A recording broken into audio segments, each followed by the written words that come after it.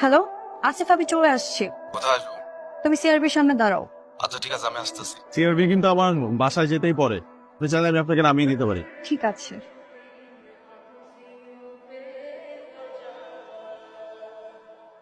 অনেক ধন্যবাদ আপনাকে। Best of luck.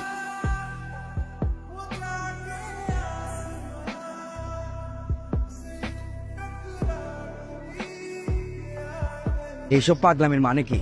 পাগলামি মানে? কোথায় তুমি খুশি হবে যে আমি ঢাকা থেকে চলে এসেছি? উল্টা এসবকে পাগলামি বলছো? আমার পক্ষে এখন বিয়ে করা সম্ভব না। আমি কোনো চাকরি বাকরি কিছু করি না। তোমাকে রাখবো কোথায়, খাওয়াবো কি? আর তুমি জানো না আমার মা কিরকম? বাহ, খুব ভালো। 3 বছর প্রেম করেছো, তখন এসব মনে ছিল না? তখন তো খুব বড় বড় কথা বলতা, বাবার ব্যবসা দেখবা, যাই হয়ে যাক না কেন একসাথে থাকবা। যেই এখন বিয়ের কথা বললাম, সিংহ থেকে হয়ে গেলাম বিড়াল। ও, এখন আমি বিড়াল না? কেন আমি তোমাকে বলি নাই 1 বছর ওয়েট করার জন্য? বলি নাই? তুমি ওয়েট করতে পারতেছো না, সেটা তোমার প্রবলেম, আমার তো প্রবলেম না। তুমি জানো না আমার বাসার কি অবস্থা? লজ্জা লাগে না সবকিছু জানার পরে এটা বলতে? এই চলো, তুমি আমার সাথে চলো। কোথায়? কোথায় মানে? বাসে স্টেশনে। ঢাকায় চলে যাবা। আমার পক্ষে এখন কিছু করা সম্ভব না। লজ্জা লাগে আমার এটা ভাবতে যে তোমার মতো ছেলেকে আমি ভালোবাসছি। তোমাকে আর কষ্ট করা লাগবে। আমি একা আসছি, একাই যেতে পারবো। তুমি যাও, তোমার মায়ের কোলে গিয়ে বসে থাকো। ইয়া, খবরদার আমার নাম নিবা না। তোমার সাথে আমি কোনো সম্পর্ক রাখতে চাই। তুমি আমাকে আর কোনোদিনও ফোন দিবা। শোনো না তুমি। কোনো সমস্যা? 3 বছরের রিলেশন আমাদের, তখন খুব বড় বড় কথা বলছি। এখন যেই বললাম বিয়ের কথা, উনি সিংহ থেকে হয়ে গেল বিড়াল। চিন্তা আমার জিত উঠছে। আপনার প্ল্যান কি? জানি না, 3-4 মাস আগেও সব ঠিক ছিল। যে আমার ভার্সিটি শেষ হলো, অমনিও এমন করা শুরু করবে। যে আমাদের ছেলেগুলোই আসলে খারাপ। আপনি আমাকে গালি দিচ্ছেন কেন? মানে আমিও তো চিটাগংয়ের ছেলে। চিটাগংয়ের ছেলেদেরকে খারাপ বলে আমারও গায়ে লাগে। সরি, আসলে মাথা ঠিক নেই।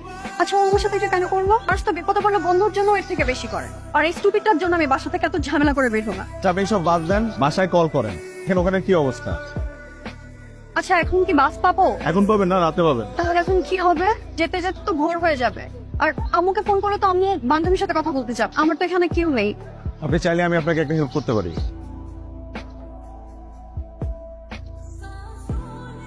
ইরা হচ্ছে আমার বোন শিখ। ভাইয়া আমাকে সবকিছুই বলেছে। থেকে কাজ করেন না, আপনি আমাদের বাসায় চলেন, তারপরে চিন্তা ভাবনা করে আন্টিকে একটা কল দিন। এভাবে যাওয়া কি ঠিক হবে? আপনাদের বাসার সবাই কি ভাববে? আপনি কোনো টেনশন করেন না, আমি সব ম্যানেজ করব। আচ্ছা আম্মু, রাত্রে কোথায় চলে গেলি মা? ও আমি আমার একটা ফ্রেন্ডের বাসায় আসছি। চিটাগাং। চিটাগাং? ঐশী। আসসালামু আলাইকুম আন্টি, কেমন আছেন? এই তো মা আছি। তুমি কেমন আছো? দেখো তো মা, কি সব ঘটনা ঘটে গেল। আন্টি, যা হবার তো হয়ে গেছে, হাত দেন না। সব থেকে ভালো হয়েছে কি ও আমাদের বাসায় চলে আসছে। ও ছেলেটা বাসায় গেলে কি হতো একবার চিন্তা করেন। মা ঐশী, তুমি ওকে একটু ভালো করে বোঝাও। চিটাগাং গেছে, এটা যদি ওর বাবা জানতে পারে, আমাকে ওকে দুজনকে মেরে ফেলবে। হ্যাঁ, তুমি আব্বুকে কেন বলবা চিটাগাং আসছি? তুমি কি পেটের মধ্যে কোনো কথা রাখতে পারো না? চুপ করবে একদম। ওর জন্য আমার সারা জীবন কথা শুনতে হলো। আসলে হয়েছে কি, আমি ওকে যেতে দেইনি। এত রাতে একটা মেয়ে একা একা যাবে। আচ্ছা, বরং কাল সকালে আমি নিজে গিয়ে ওকে গাড়িতে তুলে দিয়ে আসবো। মা, কোনো টেনশন করো না। আব্বু আসার আগে আমি চলে আসবো। এখন রাখছি। সামকেও। Thank you. আসসালামু আলাইকুম। ওয়ালাইকুম আসসালাম। ভাইয়া আমাদের মধ্যে সবার বড়। ভাইয়া, আপনি কিন্তু বাকি দুজনের চেয়ে বেশি কিউ। কেন কি হবো না? আর ছোটকালে যেহেতু ভালো ভালো খাবার ছিল ওদের কাছে ছিল, আমি খেয়ে ফেলতাম। এই জন্য আমি মাসালা কি উঠেছি। আপনাদের ফ্যামিলির সবাই অনেক ভালো। আচ্ছা, নয়ন ভাইয়া তোমাদের আপন ভাই হয়? প্রশ্নটা আমি আর অয়ন ভাইয়া সবসময় শুনি। এই ব্যাপারটা আমরা অনেক বের করার চেষ্টা করেছি। অনেক বছর আগে আমরা একটা পুরনো ছবি খুঁজে পেয়েছিলাম। আমাদের দাদার বাবা পুরো নয়ন ভাইয়ের মতো ছিল। গল্পে পুরো মজাটাই শেষ করে দিলি। মা, ও কাল ঢাকায় চলে যাচ্ছে। কেন মা, আর 2 দিন থেকে যাও? আন্টি, আমার বাসায় একটা ইম্পর্টেন্ট কাজ আছে। ও, তাইলে তো যেতেই হবে। তোর সাথে যাবা? ভাইয়া বাসে তুলে দিয়ে আসবে। তুই ঢাকা দিয়ে আয়। আমি তো পরশুদিন ঢাকা যাচ্ছি। 2 দিন পর তো আবার তুই আসবি। এটা একা একা যাবে, দিয়ে আয় না।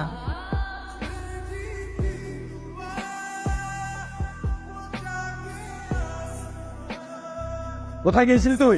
আব্বু, মানে আব্বু, উনি আমার বান্ধবীর ভাই।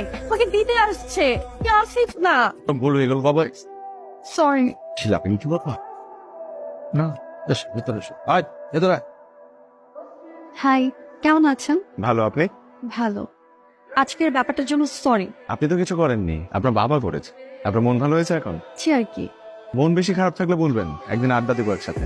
আমি এইটাই বলতে চাচ্ছিলাম, একদিন দুইজন মিলে কফি খাবো। গ্রেট, ঠিক আছে, তা ঘুমিয়ে পড়েন, রাত হয়েছে তো। ওকে। আচ্ছা বলি না তো আসিফ ভাইয়ের সাথে কি হলো? আর বলিস না, 3 বছরের রিলেশন আমাদের, তখন খুব বড় বড় কথা। যেই বললাম বিয়ের কথা, তেমনি সিংহ থেকে হয়ে গেল বিড়াল। আপনি ঢাকায় আসার পর অনেক চুপচাপ হয়ে গেছেন। ওকে যত ভোলার চেষ্টা করছি আরো বেশি মনে পড়ছে। 10-12 দিন হয়ে গেল একটা ফোনও নেই। হয়তো ভাবছে ওর লাইফ থেকে চলে গিয়েছি, ও বেঁচে গিয়েছে। শুধু শুধু ফোন করে আবার না বিপদে পড়ে যায়। একটা কথা বলি, আমাদের জীবনে যে মানুষগুলো আছে আমাদের উচিত তাদেরকে নিয়ে সুখে থাকা। আপনার ভাগ্যে যে আছে সে আপনার হবেই, আর আপনার ভাগ্যে যে নেই সে আপনার হয়েও চলে যাবে। আপনি ওই মেয়েটাকে বলতে পেরেছেন? মানুষ মৃত্যুর আগ পর্যন্ত কাউকে ভুলতে পারে না। সময়ের সাথে সাথে স্মৃতির উপর ধুলো পড়ে যায়, কিন্তু মুছে যায় না। আপনি খুব সুন্দর করে কথা বলেন, আমরা কিন্তু ফ্রেন্ড হতে পারি। তো আমরা তো এখন বন্ধু হয়ে গেলাম, এখনো কি আপনি আপনি করে বলতে হবে? না, তুমি বলাই বেটার। তো বাসার কি অবস্থা? আঙ্কেল কি এখনো ছেলে খোঁজাখুঁজি করছে? বাবা সেদিন বললো তোমার যাকে পছন্দ তার সাথেই বিয়ে দিন, কিন্তু এইসব উল্টাপাল্টা কাজ আর করা যাবে। তাহলে তো হলোই। কিন্তু কিভাবে বলবো? আমার যাকে পছন্দ সে তোমাকে ভালোই বাসে না। আচ্ছা, এই টপিক বাদ। আমার এখানে হাঁটতে কিন্তু ভালোই লাগছে। আপনার? আপনি না, তুমি। ও সরি, তোমার? আমারও প্রকৃতি আমার খুব পছন্দ। তাহলে একদিন একটা খুব সুন্দর জায়গা নিয়ে যাবো আপনাকে। তুমি আচ্ছা সরি। ভালো জমে উঠেছিল আমাদের বন্ধু। তারপর দুজন একদিন প্রকৃতির সাথে দেখা করতে গেলাম। আজকে আমাদের বন্ধুত্বেরও 1 মাস পূর্ণ হলো। ছুরি তো আনি নাই, কেক কাটবো কি দিয়ে? এটা দিয়ে ট্রাই করি। সিরিয়াসলি? হ্যাঁ।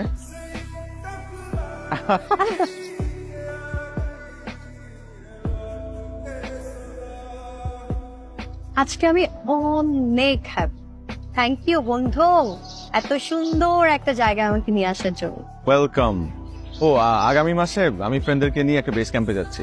ওয়াও, আমার অনেক ইচ্ছা ছিল। ভার্সিটিতে যখন পড়তাম আম্মুকে ট্যুরের কথা বললেই বলতো হাজবেন্ডের সাথে যাবে। এখন টাইম তো অনেক চেঞ্জ হয়েছে, বলে দেখো। কে কে যাচ্ছ? আমার ফ্রেন্ডরা, ওদের একটা টিম আছে, সবাই সবার গার্লফ্রেন্ড নিয়ে যাচ্ছে, আমি একা। ওখানে আমরা 2 জন গেলে তো কাবাব মে হাড্ডি হবে।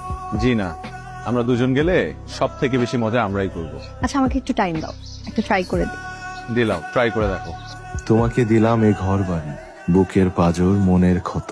তোমাকে দিলাম আমাকে আমি, সুখ দুঃখ স্বপ্ন যত। আমাকে রেখো আমার থেকো, যত দূর যাও আমাকে নিও। তোমাকে দিলাম বন্ধু আমার, ফুল পাখি নদী যা কিছু প্রিয়। কি করছো? এই তো কিছু না, একটু কাজ করছে। কেন? একটা গুড নিউজ দে। হ্যাঁ বলো, তাড়াতাড়ি বলো। বাসায় ট্যুরের জন্য ম্যানেজ করে ফেলেছি। হ্যাঁ বুঝছো, কিভাবে করলে? বললাম ট্যুরের কথা, তারপর তোমার কথা বললাম। মা বাবার সাথে কথা বললো, বাবা তোমার কথা শুনেই রাজি হয়ে গেল। আমি একটা জিনিস খেয়াল করলাম, বাবা তোমাকে অনেক লাইক করে। এটা কি চরের প্রতিদান নাকি? আর কিছু? 2 দিনের পর থেকে মা বাবা 2 জনই তোমাকে অনেক ট্রাস্ট করে। আচ্ছা ঠিক আছে, শোনো, আমাদের হাতে 14-15 দিন সময় আছে, যা যা শপিং করার করে নাও। আমরা কিসে যাব? বাইকে। ওয়াও, আমি অনেক অনেক এক্সাইটেড। আপু কি আমি তোমার সাথে একটু পরে কথা বলছি, মা ডাকছে।